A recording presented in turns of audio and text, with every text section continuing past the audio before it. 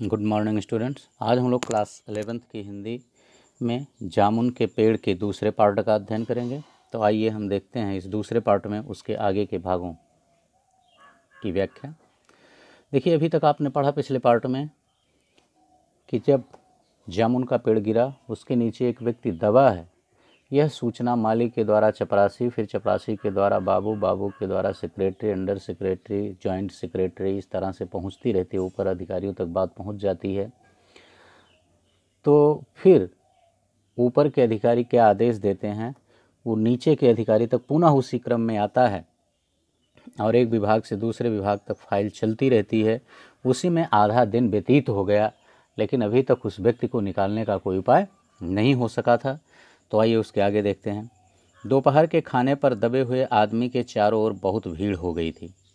लोग तरह तरह की बातें कर रहे थे। कुछ मनचले क्लर्कों ने समस्या को खुद ही सुलझाना चाहा। तो देखा कि धीरे धीरे जब यह सूचना फैलती गई तो उस दबे हुए व्यक्ति को चारों तरफ से लोगों ने घेर लिया, अर्थात उसे देखने के लिए ढेर सारे लोग इकट्ठा हो गए।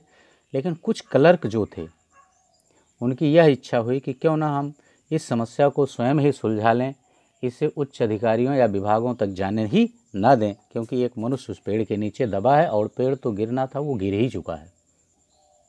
वह हुकूमत के फैसले का इंतजार किए बिना पेड़ को अपने आप हटा देने का निश्चय कर रहे थे कि इतने में सुपरिंटेंडेंट फाइल लिए भागा भागा आया। बोला, हम लोग खुद इस पेड़ को नहीं हटा सकते, हम लोग व्यापार विभाग से संबंधित हैं और यह पेड़ की समस्या है जो कृषि विभाग के अधीन है। मैं इस फाइल को अर्जेंट मार्क करके कृषि विभाग में भेज रहा हूँ, वहाँ से उत्तर आते ही इस पेड़ को हटवा दिया जाएगा। और सब लोग इतना सोच ही रहे थे, क्लर्क लोग, कि सुपरिंटेंडेंट फाइल लिए दौड़ा हुआ आता है और कहता है कि हम लोग स्वयं इस पेड़ को नहीं हटा सकते, क्योंकि हम लोग जो हैं वो व्यापार विभाग से संबंधित हैं और जबकि ये पेड़ जो है वह कृषि विभाग के अधीन आता है।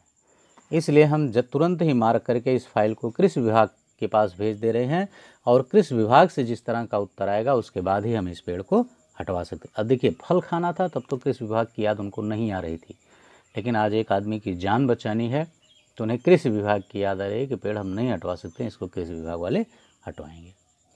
दूसरे दिन कृषि विभाग से उत्तर आया कि पेड़ व्यापार विभाग के लान में गिरा है, इसलिए उस पेड़ को हटवाने या ना हटवाने की जिम्मेदारी व्यापार विभाग की ही है। अब देखिए, जब फाइल कृषि विभाग के पास गई तो वहाँ से भी तुरंत उत्तर आ गया अगले दिन कि व्यापार विभाग के लान में पेड़ गिरा है, इसलिए पेड़ को हटाना है कि नहीं हटाना है इसको व्यापार विभाग वाले जाने, कृषि विभाग से उसका कोई लेना देना नहीं है।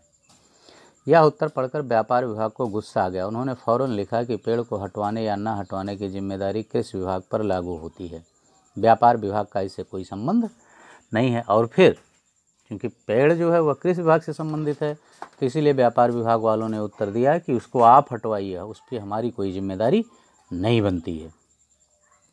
दूसरे दिन भी फाइल चलती रही और दूसरा दिन भी इसी तरह व्यतीत हो गया कि और फाइल एक विभाग से व्यापार विभाग से और कृषि विभाग से व्यापार विभाग में दौड़ती रही।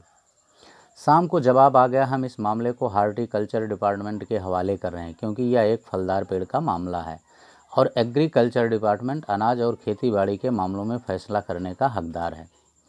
और दूसरे दिन कृषि विभाग ने यह उत्तर दिया शाम होते होते कि यह मामला जो है वो हार्टिकल्चर डिपार्टमेंट का है, हम उसके पास इस फाइल को भेज दे रहे हैं, क्योंकि हम कृषि विभाग से संबंधित हैं, इसलिए हम अनाज और खेतीबाड़ी के मामलों में ही फैसला लेने का अधिकार रखते हैं।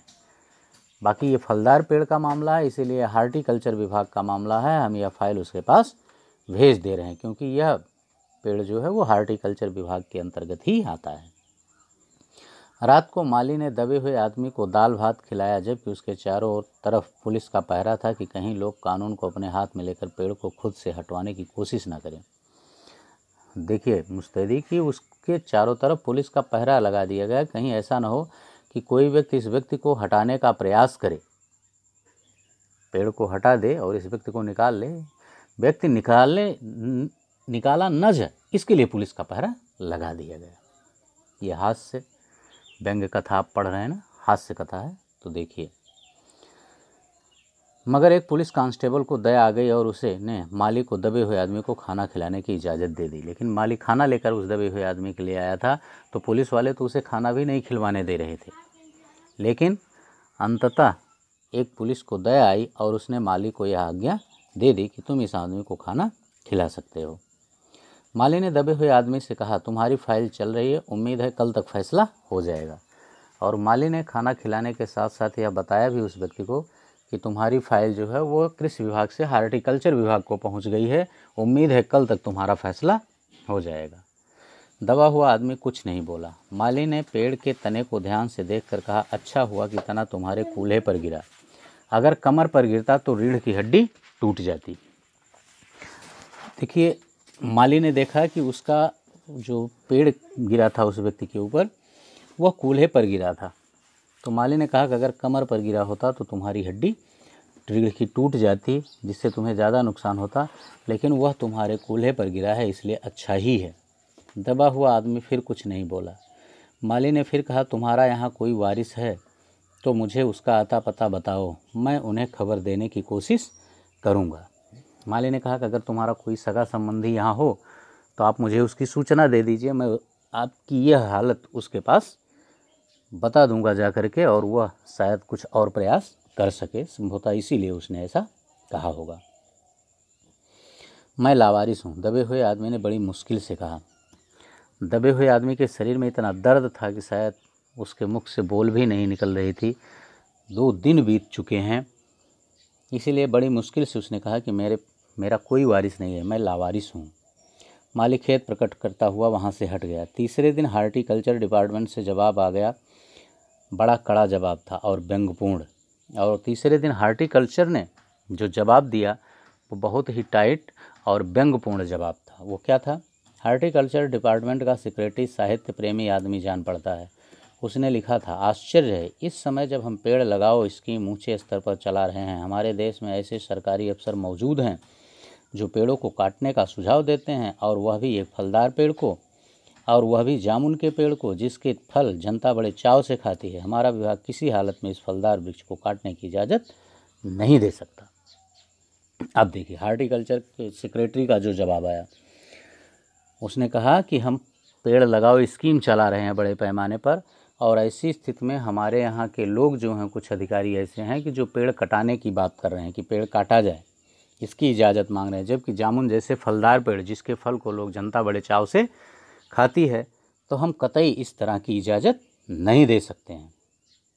अब क्या किया जाए? इस पर एक मनचले ने कहा, अगर पेड़ काटा नहीं जा सकता तो इस आदमी को ही काट कर निकाल लिया जाए।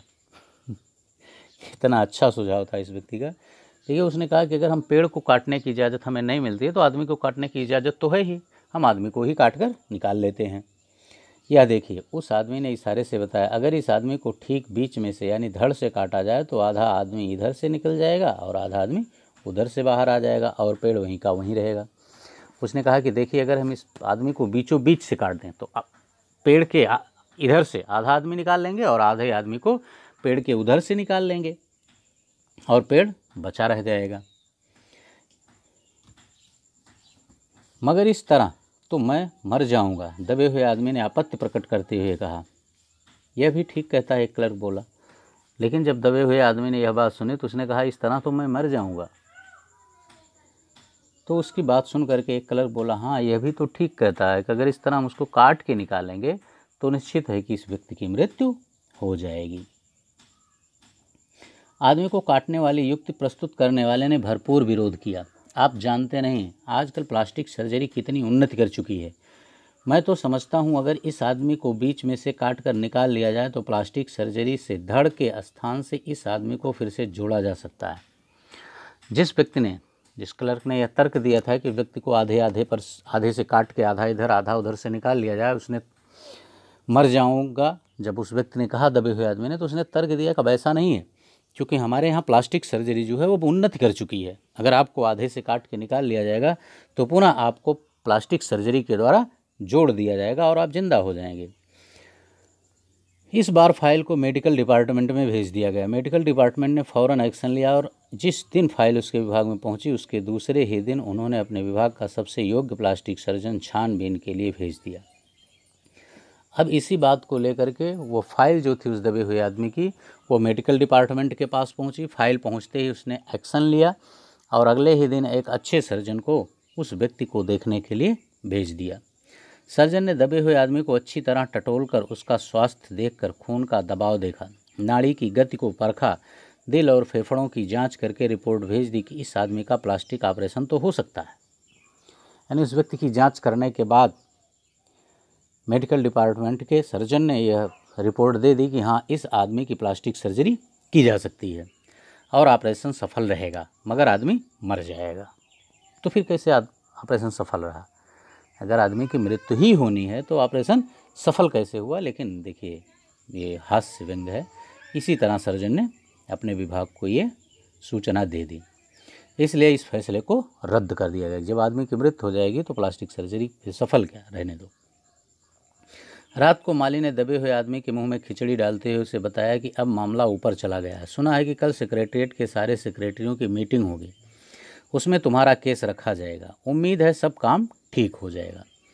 फिर रात को माली ने उस दबे हुए आदमी को खिचड़ी खिलाते हुए कहा कि अब तुम्हारी फाइल जो है वो ऊपर तक पहुंच गई है और कल सेक्रेटरीटों की मीटिंग है, उसमें तुम्हारा केस रखा जाएगा और उम्मीद है कि कल तुम्हारे बारे में फैसला हो जाएगा।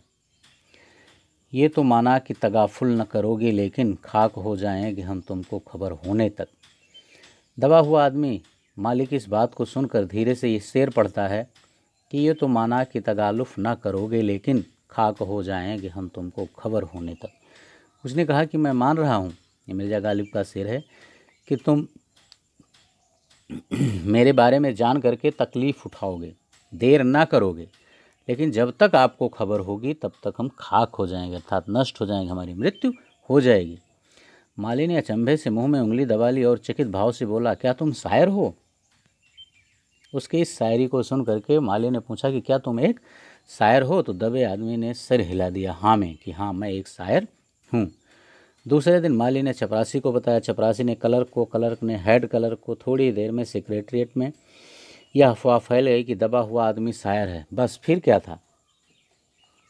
और फिर माली ने अगले दिन जाके यह बात चपरासी को बताई, चपरासी ने क्लर्क को, फिर उसी क्रम से क्लर्क ने हेड क्लर्क को, हेड क्लर्क ने सेक्रेटरी से, और पूरे विभाग में यह अफवाह फैल गई कि यह तो व्यक्ति जो दबा है वह एक शायर है। बस फिर क्या था? लोगों का झुंड उस शायर को देखने के लिए उमड़ने लगा। ओके बच्चों, बस इस पार्ट में इतना ही। इसके अगले पार्ट में हम पुनः इसके अगले भाग को लेकर आपके समक्ष उपस्थित होंगे। Okay, thank you.